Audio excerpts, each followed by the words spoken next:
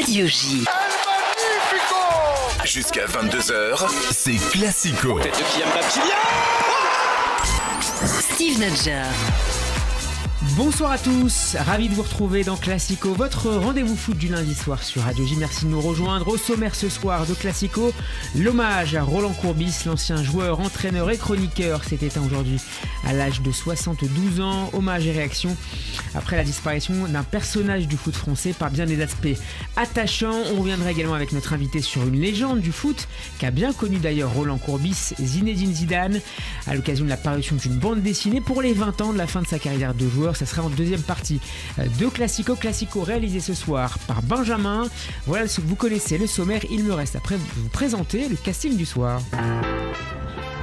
Et bonsoir d'abord à Alexis Visan. Salut bonsoir Alexis. à tous. Et merci de nous rejoindre comme chaque semaine. Un mot d'abord peut-être sur Roland Courbis. Ta première réaction, une image peut-être de Non, ce c'est très triste. personnage en couleur. On a l'impression de perdre un copain en fait, tellement on l'a vu, entendu, regardé, tellement il nous faisait rire. On a l'impression d'avoir perdu un copain, même si c'est pas la même génération. Moi, Roland, mes premiers souvenirs, c'est quand il y a à Bordeaux en entraîneur. C'était, il avait créé quelque chose. Enfin, on suivait ça, c'était quand même très beau. Et puis après, c'est Marseille évidemment, avec ce titre de 99 que je pense il ne l'a jamais digéré, puisque c'était Marseille, c'était son club. Bon voilà. Perdu c'était la devant beauté du Bordeaux foot. d'ailleurs. Pardon ? Perdu d'ailleurs devant Bordeaux. Perdu devant Bordeaux, l'autre club, mais je pense que c'est vraiment, ça résume, c'est une saison qui résume Courbis sur beaucoup d'aspects. Et puis à Marseille, il a fait du super boulot. À la fin, il craque. Bon, il a raconté plusieurs fois avec Robert Louis Dreyfus, tout le contexte Marseille qui le fait craquer, mais il avait fait quand même un super travail à Marseille qui n'a pas toujours été autant valorisé qu'il aurait dû l'être, je pense, je trouve. On va y revenir en première partie. Notre invité cette semaine a bien connu Roland Courbis. Il fait paraître avec Alexandre Fievé, le dessinateur Faro, une BD consacrée à Zinedine Zidane. Zidane, l'histoire d'une étoile, ça paraît chez Jungle et c'est franchement un régal, y compris pour les grands enfants, les adultes. Bonsoir Gérard Ejnes. Bonsoir Steve, bonsoir Alexis. Et merci beaucoup d'avoir accepté notre invitation et d'être avec Merci nous à vous. ce soir. On va donc consacrer la première partie de cette émission au parcours de Roland Courbis. Quand l'avez-vous rencontré pour la première fois, Gérard ? Alors pour la première fois, ça je ne saurais pas le dire parce que j'ai pas une En tout assez cas, le bonne souvenir mémoire. qui remonte. Mais bien sûr, quand il était joueur, puisque nous sommes de la même génération, hein, nous avons 2 ans d'écart, je les ai en plus, donc ça veut dire que bien sûr je l'ai vu jouer. Défenseur mais bon, rugueux. c'est pas à cette époque-là que j'ai le mieux connu, c'est plus quand il était entraîneur, puis en plus chroniqueur. Mais le souvenir que je garde de lui, c'est que chaque fois qu'on allait voir Roland Courbis, que ce soit après un match ou plus tard, lorsqu'il était chroniqueur, on était heureux. Parce qu'on savait qu'on allait se marrer, qu'il allait nous raconter des histoires incroyables, avec sa faconde habituelle. C'est un bon client, comme on dit. Alors, c'était plus qu'un bon client, c'était au-delà du bon client. C'était quelqu'un d'extraordinaire, avec plein de facettes. J'ai lu dans les hommages, beaucoup parlent de personnage pagnolesque. Ouais. C'est pas du tout un personnage pagnolesque. Parce qu'il suffit d'avoir l'accent à ce moment-là pour être un personnage pagnolesque. Il sort pas de la gloire de mon père, du château de ma mère.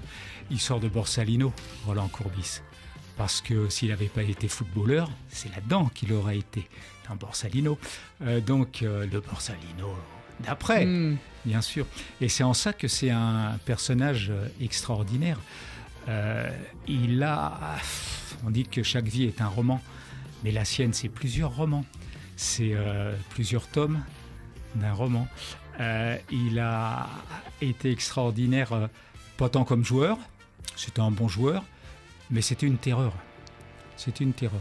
Il a joué à Toulon. Moi, à la suite d'un livre que j'ai écrit, qui est paru en début d'année dernière, qui était consacré à un ancien joueur toulonnais, Bernard Roubaud, j'ai eu l'occasion d'aller plusieurs fois à Toulon et de participer notamment à des réunions d'anciens joueurs de Toulon. Alors j'y suis allé, lui n'était pas là. Mais on parle que de Courbis. À Toulon, on parle que de Courbis. Alors évidemment, ça s'est terminé comment ? Ça s'est terminé par l'affaire de la caisse noire, les comptes truqués. La casse-raison, on va y revenir. Ouais, tout ça. Alors ça se termine souvent de façon pas catastrophique, parce que ça lui ressemble. Ensuite, on sait qu'il a partagé la vie d'une comtesse. On va y revenir tout ça dans les tout prochaines ça, minutes. tout ça pour dire que on perd pas, on dit pas. Quand on perd Jean-Louis Gasset, on perd un personnage du foot. Mais Courbis, c'est bien au-delà. Ouais. Voilà, on va y revenir. Merci pour cette entrée en matière, Gérard. Classico, donc, à écouter sur radioj.fr et à suivre en vidéo sur YouTube. C'est parti.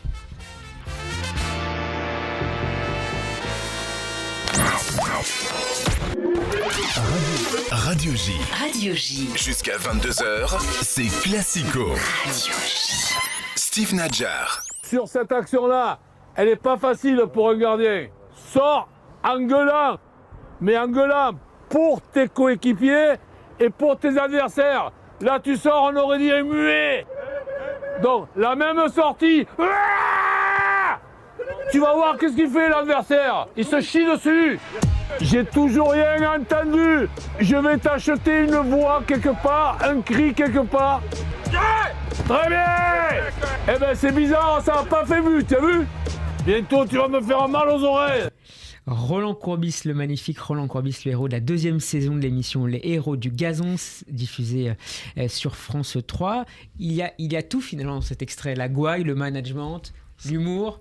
C'est un super extrait qui résume parfaitement le personnage, à la fois l'intelligence entre guillemets tactique un peu magouille sur un terrain, ça fait partie du jeu. Un gardien évidemment doit crier pour s'imposer par ses défenseurs et pour faire peur aux attaquants. Donc je trouve que ça résume bien un peu le côté un peu finot de Roland en tant qu'entraîneur, et puis aussi le personnage médiatique. Parce qu'évidemment, pour pouvoir le dire comme ça, devant une caméra, tout ça, il faut aimer la caméra, il faut aimer être visible. Donc, c'est un très bon extrait que tu as choisi, Steve. Bravo. Il a toujours aimé la caméra. Oui, bien sûr, mais c'est quelqu'un qui aimait la lumière, et puis qui l'attirait, de toute façon. Quand Courbis rentrait dans une pièce, eh ben, tout le monde se taisait et regardait. On regardait entrer Roland Courbis, quand on le connaissait. Et c'est quelqu'un qui aimait le foot, mais qui le connaissait de façon extraordinaire, qui sentait le foot, qui comprenait tout.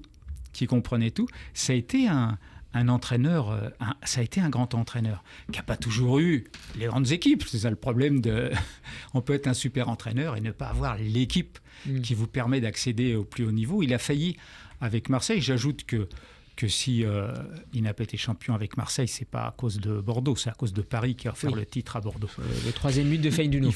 Ils le perdent plus. Pour moi, ils le perdent pas tellement là, parce qu'il y a 3-2, ils le perdent plus au Parc des Princes.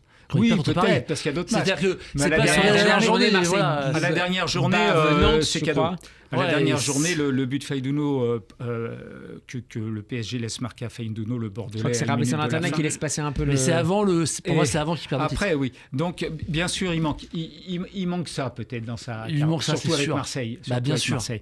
Après, partout où il est passé, il n'a pas forcément eu des résultats extraordinaires parce qu'il n'avait pas les joueurs pour avoir des résultats extraordinaires, mais il a laissé un souvenir extraordinaire.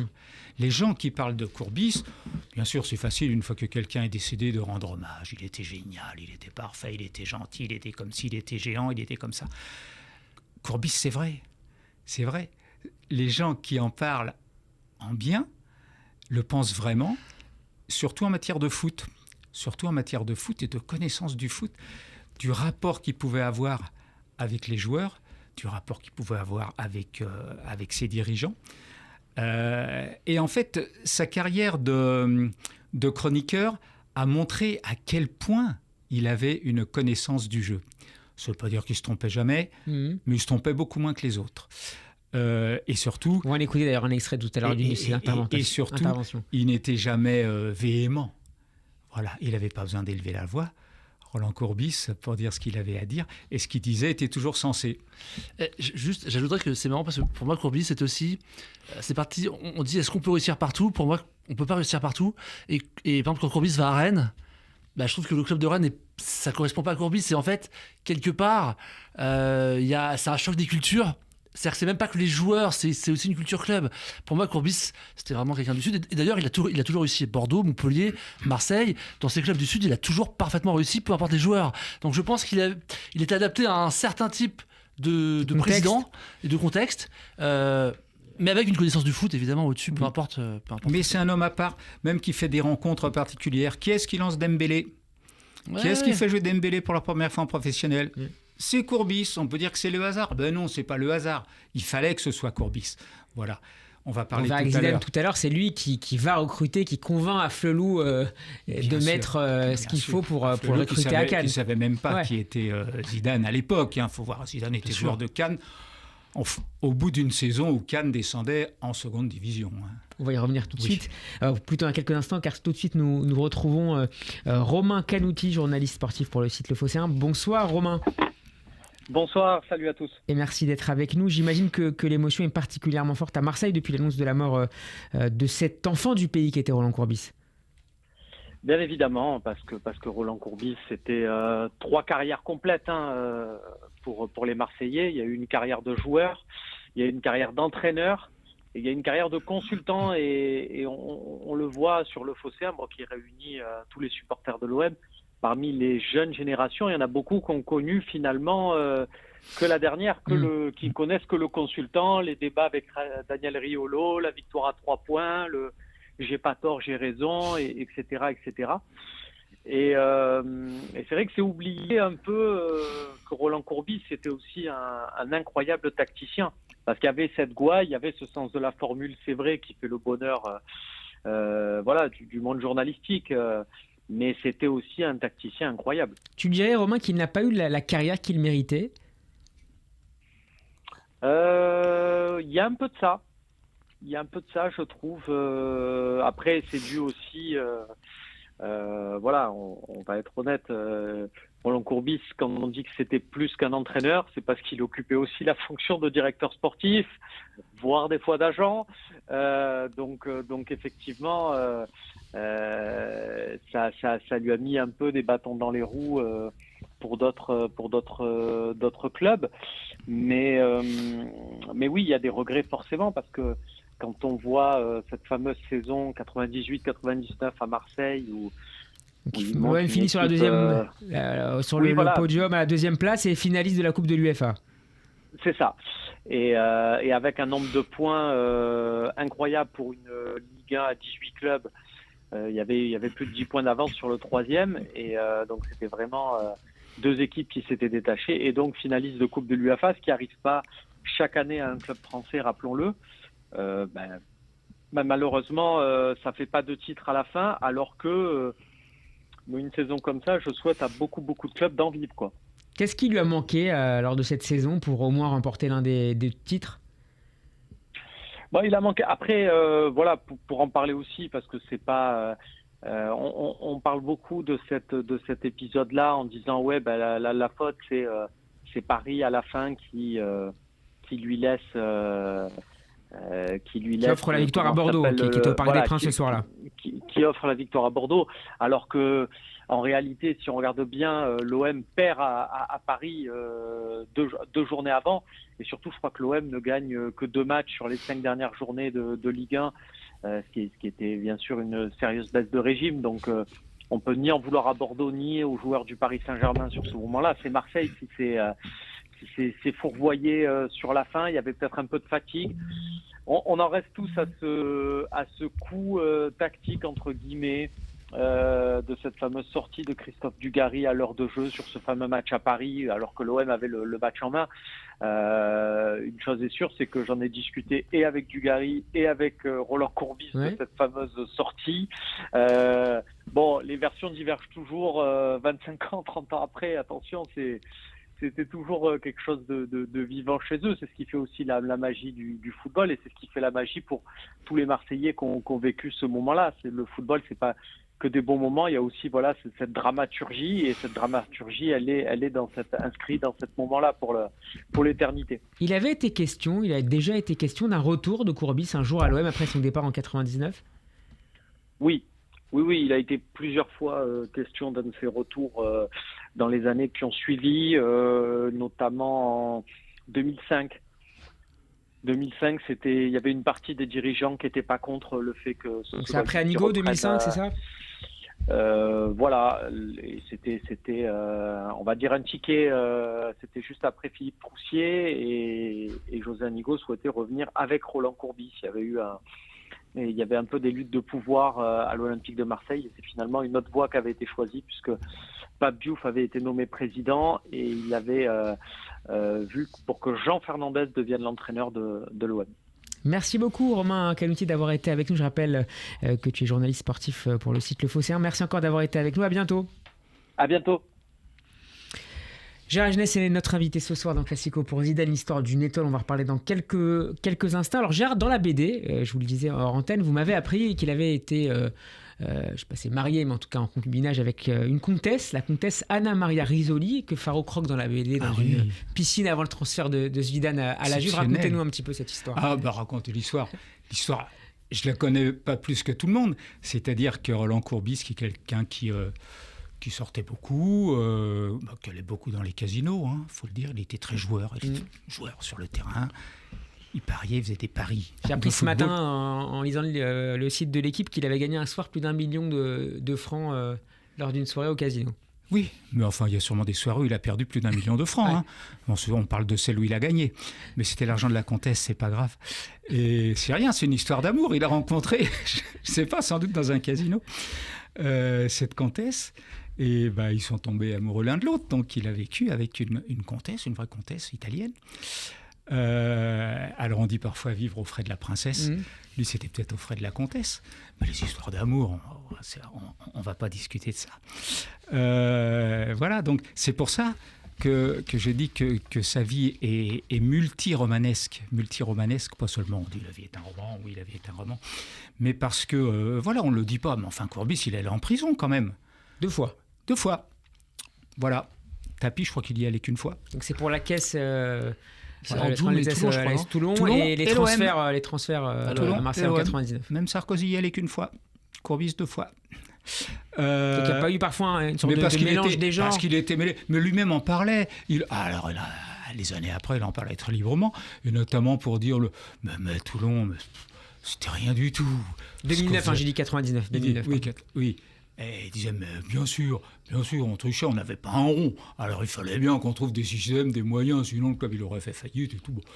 On faisait comme ça. Pour lui, c'était presque naturel. On a dit qu'il était originaire des quartiers nord de Marseille. Alors c'est drôle, parce qu'il y a quelqu'un d'autre qui est originaire des quartiers nord de Marseille, qui est son antithèse absolue, alors que leurs routes se sont croisées. On va peut-être en parler. Ouais. C'est Zinedine Zidane. Bien sûr, on va en parler dans quelques instants à la SCAN. On va écouter un petit best-of des punchlines de Roland Courbis, disparu aujourd'hui. Ça, c'est des couilles, Ça, c'est quoi? Tu le penses? Ah ouais? Je le sais. Je le pense. Sinon, je vais te le combat tactique qu'il a mené avec l'Inter de Milan contre le Barça. Il avait une occasion toutes les 30 secondes pour le Barça. Les mecs, ils plongeaient.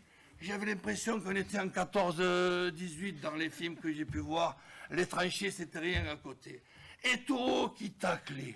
Le gardien de but, on aurait dit la pieuvre de Jules Verne. Compte tenu de tout ce qu'on entend sur moi, et notamment que je suis, paraît-il, un escroc notoire de 48 ans, je vais quand même vous dire que cette enquête, elle tombe du ciel. Parce que dans le cas que la pêche à la baleine se transforme en une petite crevette, ça me fera quand même énormément plaisir. Et dire que ces gens passionnés que sont les Marseillais dont je fais partie, c'est vrai que ça ressemble par moments à un asile sympathique. Vous n'avez pas l'impression d'être une grande gueule?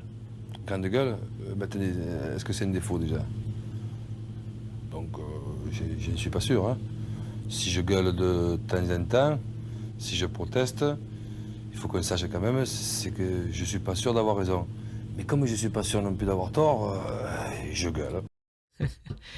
C'était Roland Courbis. Messieurs, c'est l'heure de jouer dans Classico.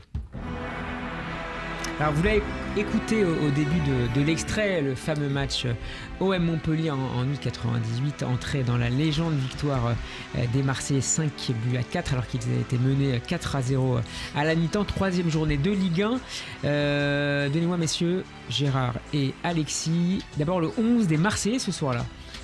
Gérard, vous voulez démarrer? Démarrer? Non, j'ai pas de mémoire. Ben, je sais pas. Il y avait Laurent Blanc. Il y avait Laurent Blanc. Ouais. Oui, il a marqué. Il y a Dugarry remplaçant, ouais. Il y a Pires. Pires, ouais. Ravanelli qui est là, je crois. Ouais, Ravanelli qui est là. Dans les buts, c'est pas Porato? C'est Porato. Il est fort là. Ouais. Mais ce match, on l'a vu et revu.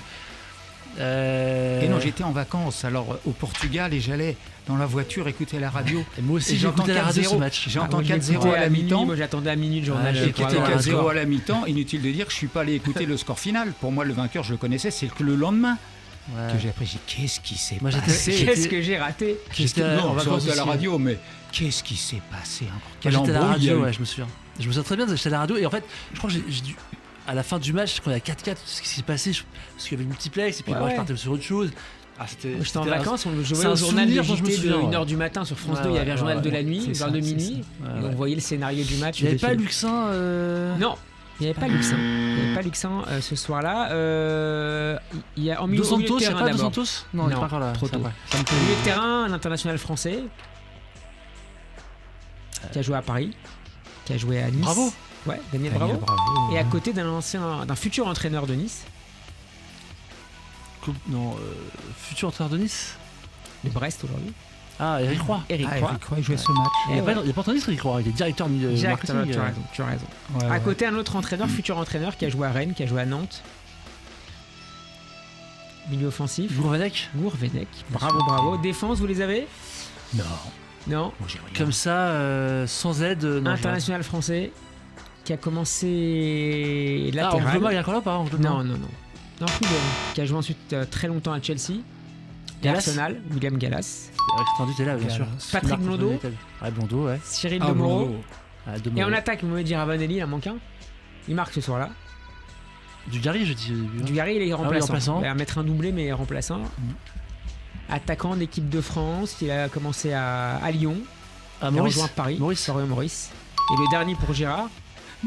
Attaquant remplaçant qui a mis énormément de temps à marquer son premier but avec l'OM. Qui a joué à Bakayoko Lens. Non. Non. Bakayoko joue dans l'autre camp ce soir-là. Ah oui, j'aurais Ouais. Oui, c'est Marc. Ah, ouais. Euh... Non, je l'avez sais pas. Je sais Titi Camara. Ah ouais, Camara. pas. Oh, non, j'aurais pas trouvé. Gérard, le gardien de Montpellier. Équipe de France. Ah, je l'ai, moi, fin je de l'ai. carrière. Moi, je l'ai. En fin de carrière. Avant la main. Euro 92. Euro 92. Euro 92. Ouais, titulaire. Le gardien. Faut pas faire appel à ma mémoire. Martini. Ah, Non. Bruno Martini. Bruno Martini. Bravo. C'est lui Je qui me a souviens pris les qu'il 5 buts. Eh ouais, Ouais, je me souviens, il y a Pascal Fugier. absolument. Qui Pascal marque un but, je Fugier, crois, de mémoire. Ah, Franck c'est bien, Sylvestre. bravo. Ouais. Pascal Baïs. Pascal Baïs. Ah ouais. Ça avait une version, ça. Il n'y avait pas Fabien Lefebvre, un truc comme ça Non. Philippe Delay était là. Philippe Delay, non. Ah, Philippe Delay remplaçant, ouais. Il Ouais. il entre en jeu. Laurent Robert Manuel était en Dos plein, non Santos, absolument. Laurent Robert. Alors après, il y a pas mal de joueurs marseillais ou futurs Marseillais. Donc Dos Santos. on a Dos Santos. Ouais, je l'ai dit tout à l'heure. On a Bakayoko. Bakayoko. On a. Lui, Il y a il venait pas de un quitter de Lefebvre Marseille. Non, Je suis sûr que- pas ce soir-là. Qui venait de quitter Marseille. Qui a Pompoulier. fait énormément de clubs. Gravelaine. Xavier Gravelaine. Oui, il a fait beaucoup de Sauzé, clubs. Robert, Bakayoko, Gravelaine. Cyril Ceresdoum. Ah, il y a Sauzé aussi, Sauzé, ouais. Et Jean-Christophe Rouvière. Rouvière. Eh ouais, ça me rappelle de Ça me bons rappelle des souvenirs. sacrés souvenirs, ouais. Ah, c'était Ah, il à est fond fort, à il est l'époque, fort, hein. il est fort. C'est parti pour Zinedine Zidane maintenant dans Classico.